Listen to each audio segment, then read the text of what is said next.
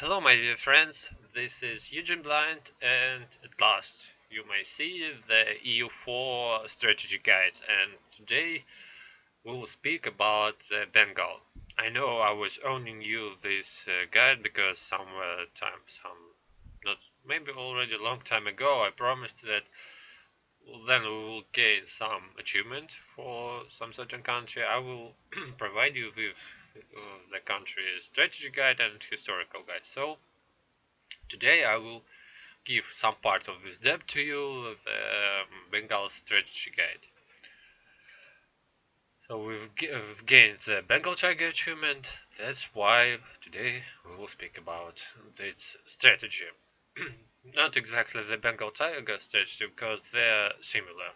With the Bengal, while you will play Bengal, most likely you will sooner or later you will gain it. Just need to know what province you need to do this. That's all. Well, as usual, for first, what is Bengal and where is it? So Bengal is a state between the India and Burma and Southeast Asia. Somewhere between them, just between them. It separates these two regions, and that's why, for example, in some situation it's a plus because you may expand anywhere on the east, on in the east it's some tricky situation, but I will tell you about it later. On the west and in the north. In the south you have the sea, but if we will speak about, for example, Orissa as the south way of expansion, so yeah, you can may even expand into south. So anywhere you can expand, in some case it's a plus, but at the same time it means that from all these sides somebody powerful enough can attack you. So that's the minus. Well, the second point is the internal situation in Bengal at the beginning of the game. So, Bengal has, you have several provinces, well developed ones, so they're not so just miserable ones. Some are pretty rich. You have a good army right from the beginning, 13, not so tremendous amount, but the 18 in total. So you will just need to hire some additional regiments. 3 forts you have, good navy, and most, what is even best, is you have 3 heavy ships. So it means that at the beginning you are one of the main powers on the sea here. So and only several united fleets can beat you. Well, and one main option here while playing Bengal, you should keep in mind that if you choose the religious map mode, you will see that all of your provinces you own are of wrong religion. Wrong doesn't mean that Hindu religion is something bad, but is that all the provinces you have are of Hindu religion, while you are, where is it? Here, while you are a Sunni state. So at the first sight, it means you have some quite serious problems. But if we will speak about the national traditions and ideas of Bengal, and we will do it just a few minutes later, so we will see that Bengal have as its national traditions the tolerance of heavens, plus heavens, yeah, I hope I correctly pronounce it, plus 3. That means, here is it, that you can maintain the provinces of another religious group without any penalties. So religious unity 100. So no negative bonuses here.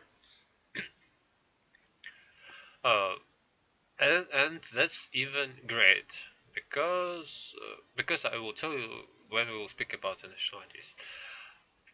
Well, and actually we may already switch to them because that's maybe all what you need to know about the Bengal, just their internal situation. They have good army, good navy, 3 forts, uh, good income right from the beginning, quite nice income right from the beginning, and so the good way for further expansion. Now we'll switch to the Bengal's ideas. First of all, what you should need to know is that they are all about economy. Most of them are about economy. So just check. Bengal's tradition, toilets of hands, as I already told you, and trade steering. Then it's religious unity plus, good. Trade efficiency plus 10, national manpower plus 20, and cost of um, cost of reducing war extortion. That's it. Minus 10. So these are the only two national ideas which are just some uh, in some situations can be called the war ideas. So yeah, national manpower, that's a good bonus in wars. More troops, more manpower, the longer you may lead the war. This one, as for me, is useless, because if you do anything wrong, the war extortion will be low enough for not just to let it be reduced by itself. All the rest are production efficiency plus 10, national tax plus 10, and institution spread plus 10.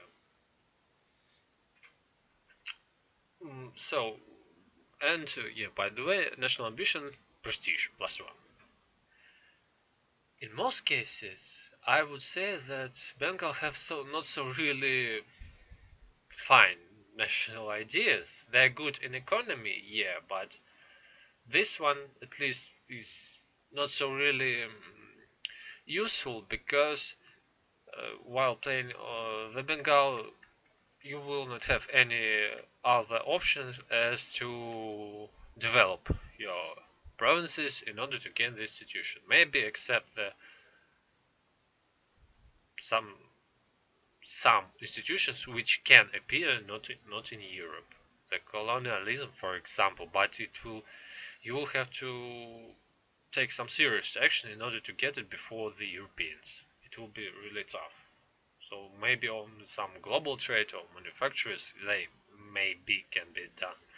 But on the first one, you in most cases you will have to develop your province. So it will not help you really. If you will adopt the institution, so no, maybe then you will if then you will adopt the institution in one province, yeah, maybe then it will help you. But for Bengal, it will be cheaper just to pay for it, and it will be in all your provinces. Up to you. Maybe for somebody it will seems like it's nice. As for me, it's useless. As well as this one also. Religious unity, as you can see, you already have 100. If it was, where is it? If it was so necessary bonus, I don't know. As far as I remember, in previous patches, the religious unity was not 100 while playing Bengal, it was lower. Then, yeah, the first such national idea was just necessary for the Bengal in his situation. Well, and what now is we're going to speak about what idea groups to take. Actually, it's all up to you. What do you want from the Bengal? In my opinion, only one is the must, is the humanist ideas. Because of the, as I already told you, because of the Bengal situation with religion, the Sunni state which rules the Hindu provinces. You already have the good tolerance of another religious groups, uh, and so the only problem you will face is problems with heretics. So you have no any boosts with them, but if we will watch the map, so for Sunni religion as a Muslim one, you will have two main heretics. First of them is Shia and the Ibadi. So Ibadi countries, as far as I remember, is only 3 in the whole world. So the Oman is the biggest one. And the Shia is here. Bengal is here. Maybe, yeah, if you are a pro player, you will not watch this guide. if it will, it will be not so interesting for you. So I don't really think that you will be able to go somewhere here.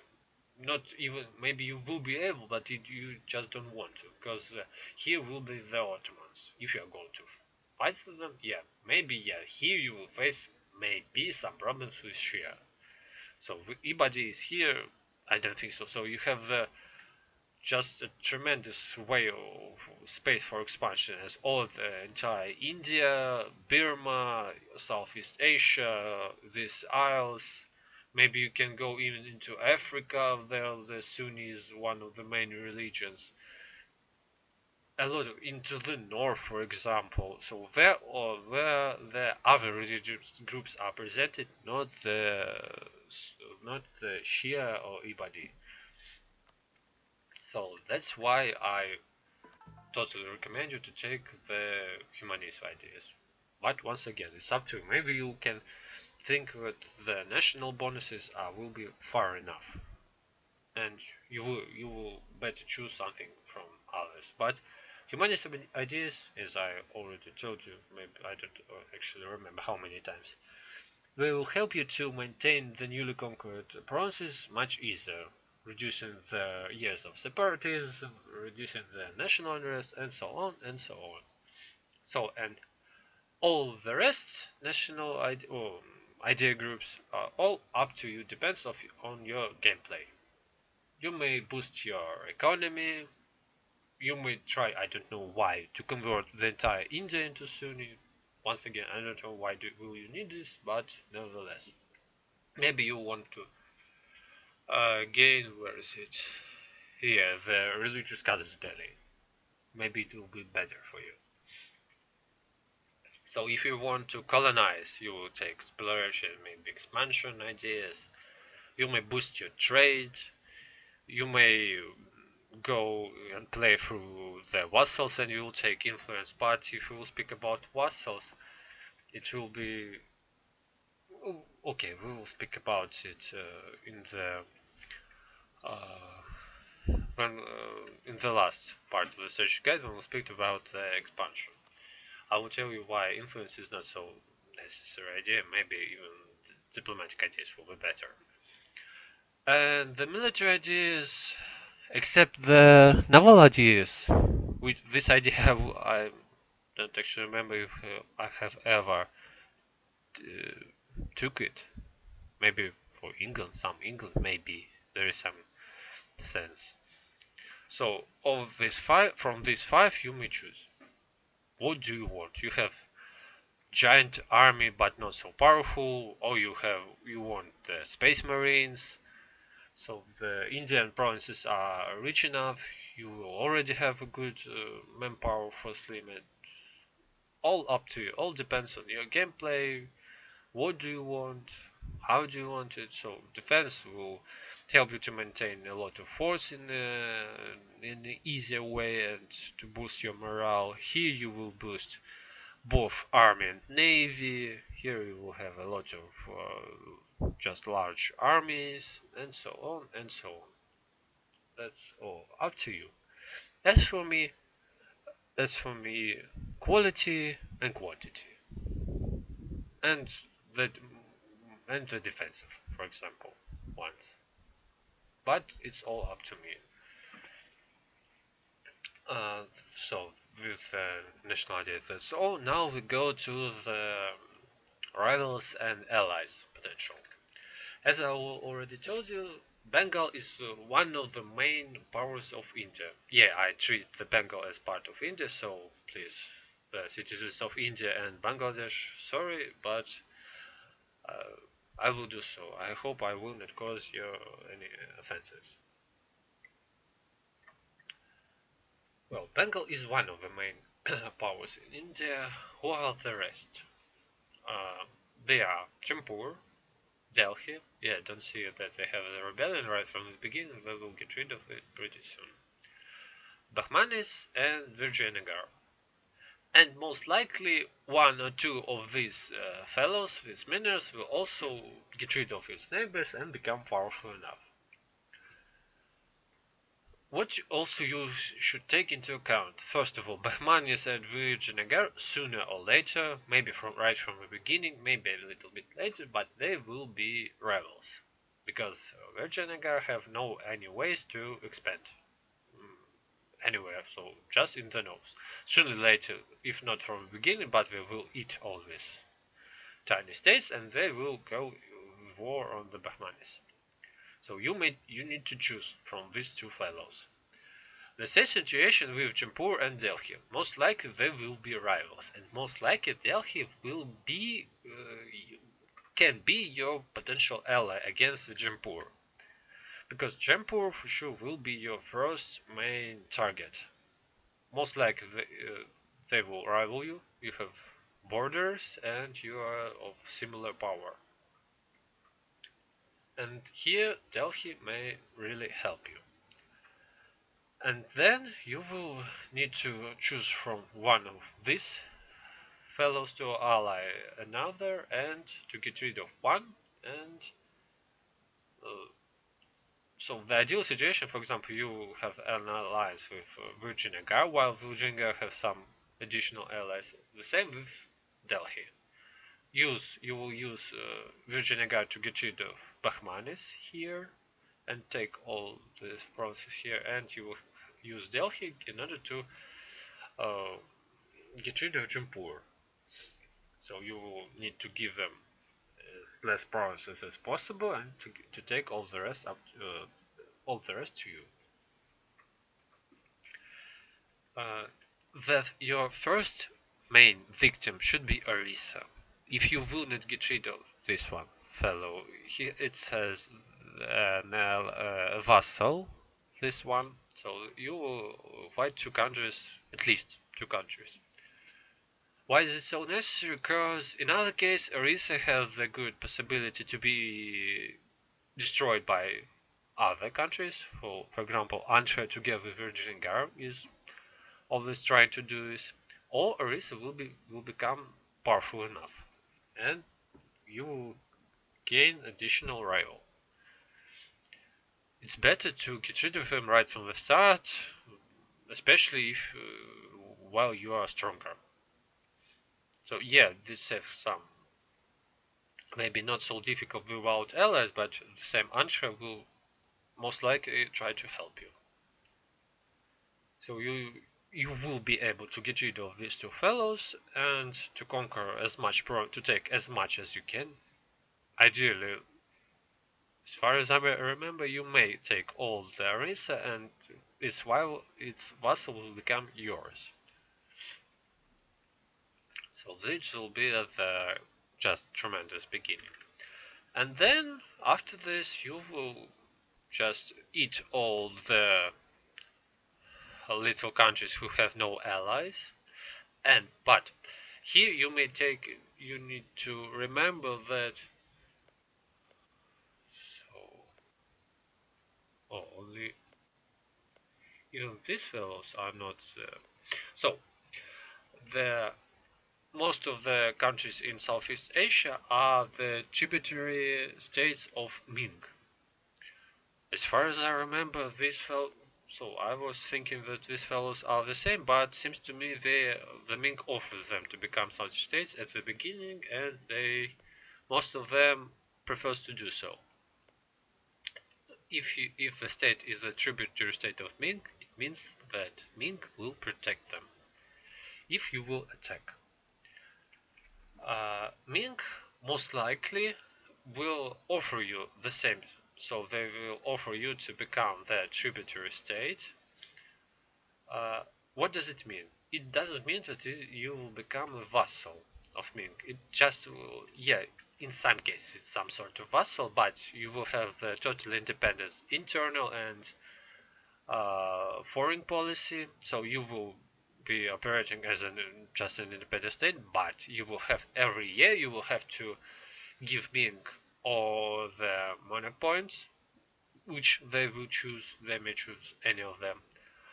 Some or manpower, some amounts of manpower, or gold. Most likely they choose the monarch points.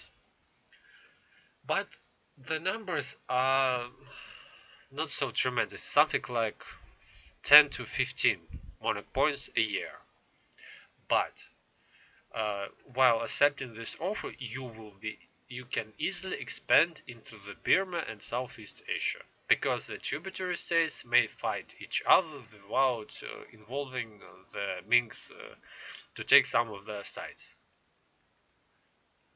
That's why, and at the same time, it will protect you from the some aggressive actions from the other Indian powers who are not the tributary states of Ming. So Ming will protect you here.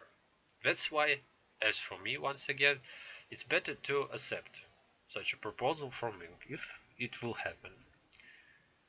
The losses are not so tremendous, but the potential bonuses are much better. So, and here, if you will accept, you will become the tributary state, then the main EU4 rule: divide and rule. Find victims who have no allies or some weak allies, eat them, destroy them, conquer them, vassalize them, do whatever you want.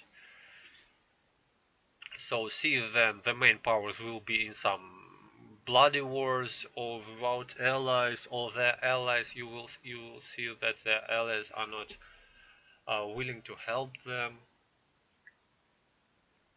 and so on. So here it's quite possible to find some situations when you can get rid of one or maybe even several states. So that's also here the situation is the same as in Holy Roman Empire, most of the African territories, and so on. Just most likely, yeah, Delhi and some of these fellows will be your allies. So, but even the Delhi, yeah, they're necessary to get rid of Jaipur from the start, and Bahmanis and Vijayanagara, you may see who is going to win, because the war will happen pretty soon. You may see who is winning and to become an ally of the winner. That's all. That's the possible option, but not. You should do it right from after the first war will end, because in other case, uh, the help of the loser side will be not so useful for you, and the winner may declare you a rival. Then you will lose both of them. So, yeah, and here as I already began to tell you about the ways of expansion rather than allies and rivals. So, in some sort of conclusion, where to expand? You may expand everywhere, but on the east you may do so if the states are not the tributary states of Ming, or if you are by your own a tributary state of Ming. Then they will, after you will take some lands here, most likely they will send you such a proposal. You should better accept it, and then you may conquer all of this region. This one, all these fellows, colonize the rest, and you will gain the protection against these powers. So you will just the same, just find the weak countries or the powerful countries who are in some heavy situation and get rid of them. Actually, that's all. Sooner or later, the entire India will be divided between 4 or 5 main countries, and you should just maybe several really bloody wars will be, tough wars, after winning in which you will get rid of all your main rivals. You should better save the alliance with your current allies as long as possible until you will be powerful enough to start to get rid of them also. So if it would be Delhi, for example, of Virginagar, so and then you will take some most of the East India, then you may, for example, get rid of Virginagar as an ally to declare them a war and to conquer entire so all this part of India and then go to get rid of your second ally Delhi. That's how it will look like in most cases. And here, yeah, the same. Just take the weakest victim and get rid of them, and one by one. That's all. So Ming, but the only option you may take into account is aggressive expansion. So you may always keep in mind, because the provinces are pretty rich here. Maybe not all of them, but most of them are quite good. And the aggressive expansion will be gained pretty tough, pretty high and fast. Especially if you will take provinces from nodes of your country which you declared a war. That's why the possible option here is to declare war on countries with different religions. So, for example, if your first victim was whose main state religion was Hindu, then the aggressive expansion will be the most of aggressive expansion will be gained with the states with Hindu religion, and the states with the Sunni one will get lower aggressive expansion. So you may wait for some time and then attack the province, the country with the Sunni religion on the opposite. So here you will gain the more aggressive expansion with Sunni ones, less with Hindu ones. If combined with these two wars, you will combine them, you will have some medium aggressive expansion with all these states. So taking this into account, you may expand pretty fast. Not so tremendously fast, of course, but nevertheless fast enough. So now I suppose that's already all. Yeah. So here the Bengal is, yeah, it's rather good state for the beginning. No, pretty tough neighbors except Jampur. All the rest can be beaten in one-on-one combat if they have no powerful allies once again. So the starting base can be done pretty fast and it can be really powerful for further expansion. Well, friends, I hope, yeah, it was really hard for me to set such a guide. If I will remember that it was done, such guides were done by me a long time ago. Yeah, I forgot how it's hard to speak a lot in short period of time. Well, I hope this guide was useful for you, maybe in some cases. If you were not playing Bengal, for sure, it's a good option to start your wars in India. And so, if you like this guide, press like. If you want such guides, subscribe and press like. And even better to say, make a comment with guide is useful. I want more. Then it will be more. Soon I will try, as soon as possible, I will set the next historical guide about Bengal. Honestly, I were able to find not so pretty much and in my opinion interesting information about the Bengal, but nevertheless, yeah, I will do it as I was promising. So, and you will decide if it will be useful for you or not. Well then, folks, yeah, for now it's all. Thanks for watching this guide, and once again, subscribe, like, and especially a good comment. It will be the best way for you of saying thanks to me. Well, bye bye for now, and see you soon in my other guides.